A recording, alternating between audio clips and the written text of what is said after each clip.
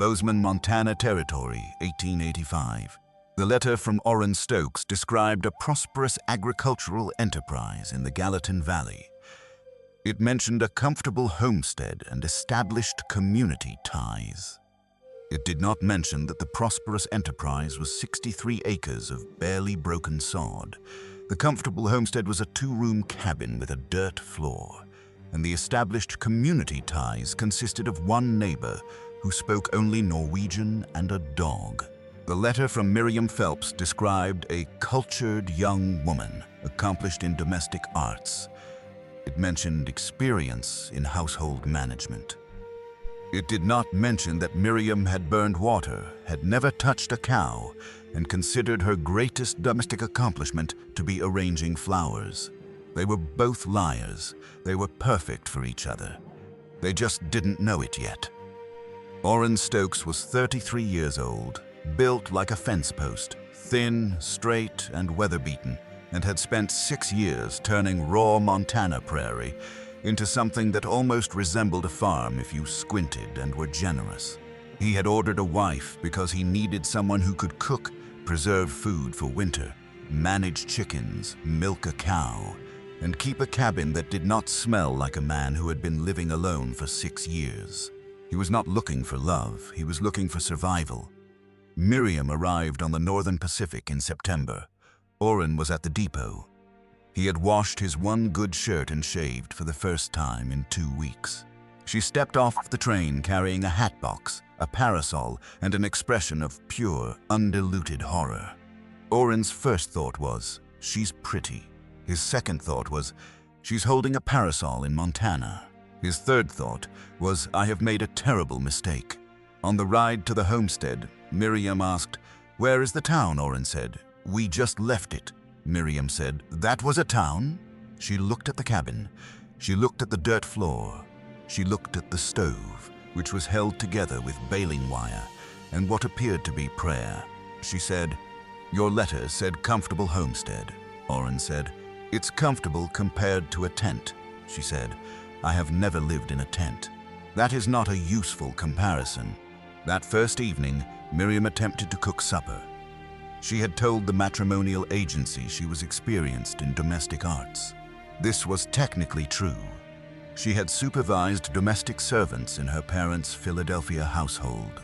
Supervising and doing were, she was about to learn, entirely different things. The biscuits were raw in the middle. The coffee was so strong it could have stripped paint. The beans were simultaneously burned and undercooked, which Oren had not believed was physically possible. He ate all of it.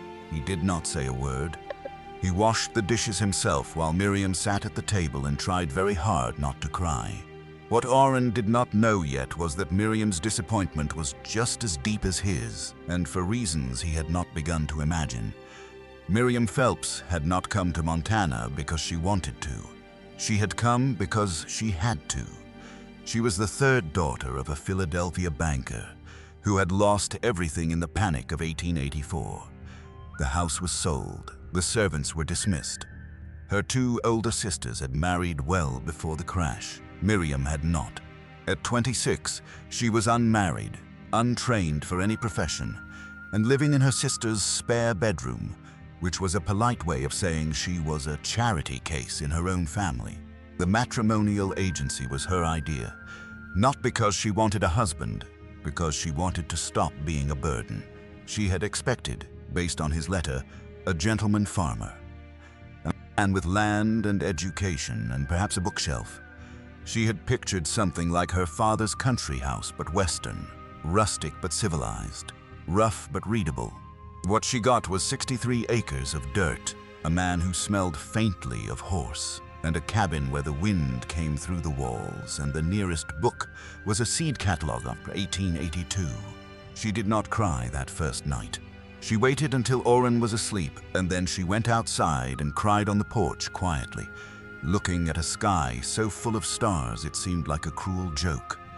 All that beauty over all this hardship. In the morning, she made a decision not to love this place, not to accept it, to learn it.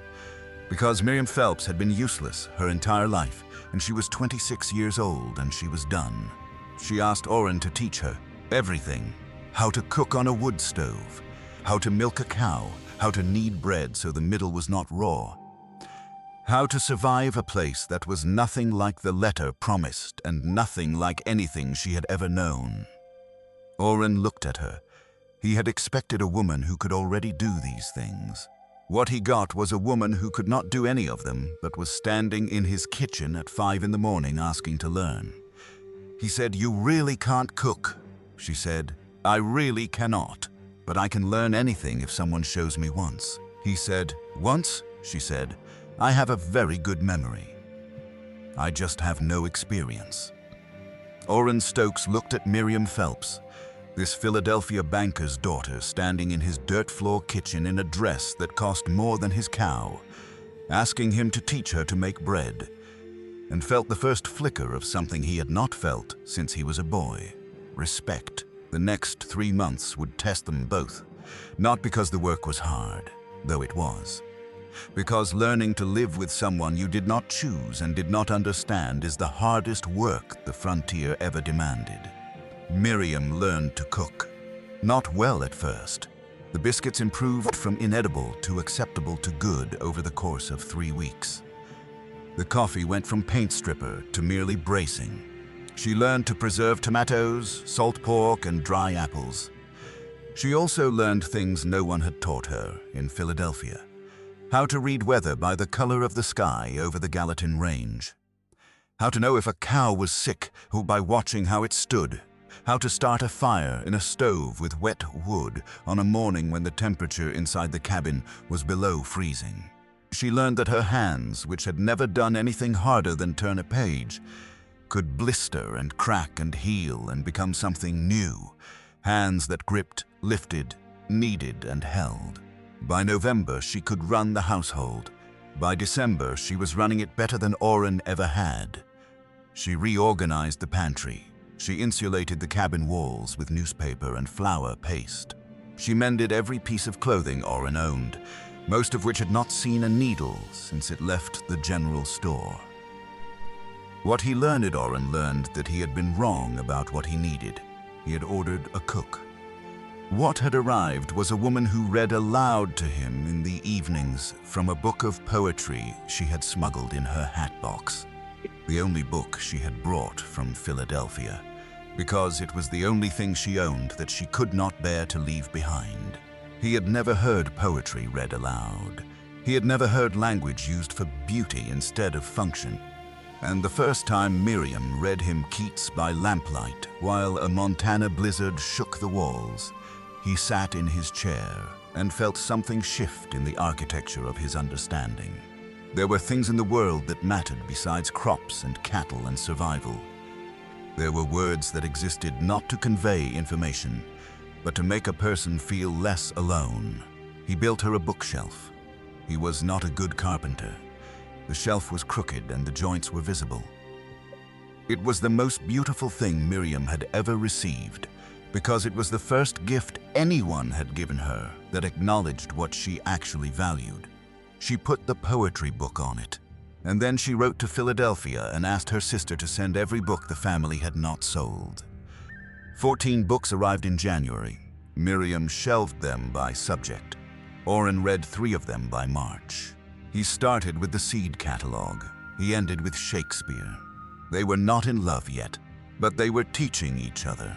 And on the frontier, that was how love usually started. Not with a spark, but with an exchange. The moment it became love, real love, not arrangement, happened on the coldest night of the year. And it involved a cow. January 19, 1886. The temperature dropped to 37 below zero, the kind of cold that kills cattle standing up, the kind of cold that turns breath into ice before it leaves your mouth. At midnight, Oren's best milk cow went into labor, in the barn, in 37 below. Oren went out. He did not ask Miriam to come. He expected her to stay in the warm cabin because she was a banker's daughter from Philadelphia, and this was not her world. She came anyway. She put on every layer she owned, wrapped her hands in wool, and walked into the barn, carrying a lantern and the absolute refusal to be the kind of woman who stayed inside while the work was outside. The calf was Breech.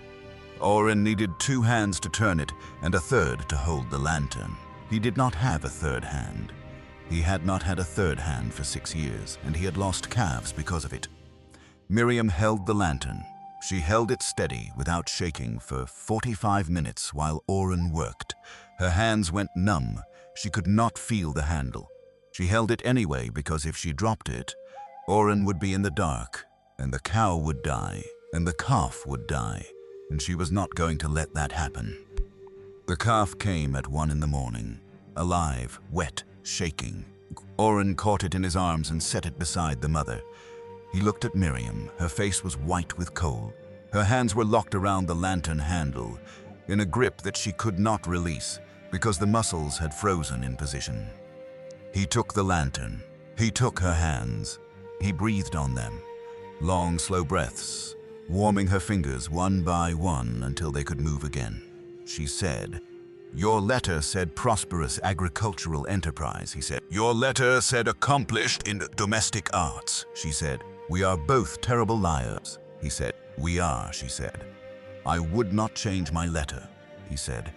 "I would not change mine." They stood in a freezing barn at 1 in the morning with a newborn calf and 2 lies and the honest, shivering, unplanned recognition that what they had was not what either of them had ordered. It was better. They were married properly in March 1886 by a preacher in Bozeman. The ceremony was small. Miriam wore a dress she had sewn herself. Oren wore the good shirt. Over the next 30 years, they turned 63 acres into 300. They raised cattle, wheat, and 4 children. Miriam taught every one of them to read before they turned 5. Oren taught every one of them to work before they turned 7. The bookshelf grew to fill an entire wall. The cabin grew to a proper house, with a wooden floor that Miriam insisted on and Oren built himself. Badly at first, then better. Miriam became the best cook in the Gallatin Valley. This was acknowledged by everyone except Miriam, who said, "I am adequate. The bar in Montana is simply lower than in Philadelphia." Oren read every book on the shelf. He once told a neighbor, "I ordered a cook and got a library. Best trade I ever made." Oren Stokes died in 1918 at the age of 66. Miriam lived until 1932. She was 73. She read poetry aloud to herself every evening until the end. She came expecting a gentleman farmer. He came expecting someone who could cook. They were both wrong.